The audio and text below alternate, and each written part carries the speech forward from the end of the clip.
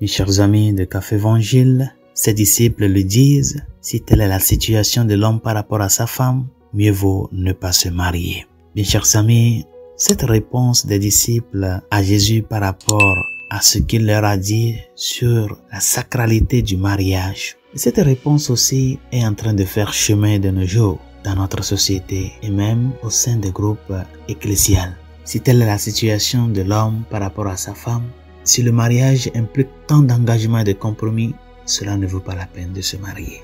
Chers amis, de nos jours, nous vivons dans une société où des valeurs humaines d'antan, petit à petit, sont en train de se perdre. Aujourd'hui, il y a cette sensation de que, par exemple, du point de vue de la réalité du mariage, nous voyons que ce que nous vend la société nous fait sous-entendre comme si s'engager pour quelque chose de façon éternelle est impossible. Par exemple, quand un jeune homme sonne l'appel du Seigneur au sacerdoce, des gens te demandent, tu es si jeune et tu vas devenir prêtre. Ah, tu vas être un gâchis pour ta famille. Comme si à Dieu, il faut seulement réserver ce qui est caduc. Et c'est ce qui aussi se voit aussi dans le contexte de l'engagement de vie du point de vue matrimonial. On te dit, ah non, tu es si jeune pour te marier. Et d'autre part, l'histoire nous a fait montrer que la société nous a menti sur ce qu'est le mariage. Ce que nous avons vu ou ce que nous voyons sur les masses médias, ce genre de trucs d'amour romantique, d'amour courtois, nous a fait penser comme si l'amour était quelque chose qui serait comme une conte de fées tout le temps en rose. En cela, la société nous a menti. Et il y a des gens qui même arrivent à se demander, peut-on aimer éternellement? Est-ce que quelqu'un peut aimer éternellement? Est-ce que l'amour peut durer dans le temps? Le grand problème que nous avons, chers amis, c'est que nous confondons l'amour et le sentiment, nous confondons l'amour et l'émotion. L'être humain est un être de sentiment. Nous sommes des êtres qui sentent. Et le sentiment, c'est comme une fumée qui se lève et puis disparaît. Quand tu vois quelqu'un, il y a quelque chose qui te pousse vers cette personne. Tu sens quelque chose pour la personne.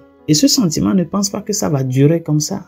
Ben, ce que tu sens aujourd'hui pour cette personne-là et qui t'a amené à t'approcher d'elle, si demain ce sentiment n'est plus là, cela ne signifie pas qu'il n'y a pas amour. C'est ça la question. Cela ne signifie pas qu'il n'y a pas amour. On ne peut pas construire quelque chose de solide sur le sentiment.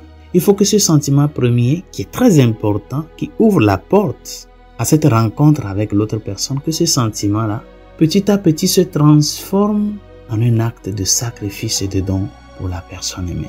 Oui, chers amis, on ne peut pas construire sa propre liberté d'une façon unilatérale. Nous sommes appelés à le construire en communauté. Et c'est pour cela, les couples chrétiens aujourd'hui doivent être des exemples pour les jeunes générations qui hésitent à faire ce pas-là. Pour leur montrer que dans le mariage, le plus important, ce n'est pas de chercher mon bonheur, sinon le bonheur de l'autre. Et chacun doit l'avoir clair comme ça au début de la relation. Et cela implique le sacrifice, le don.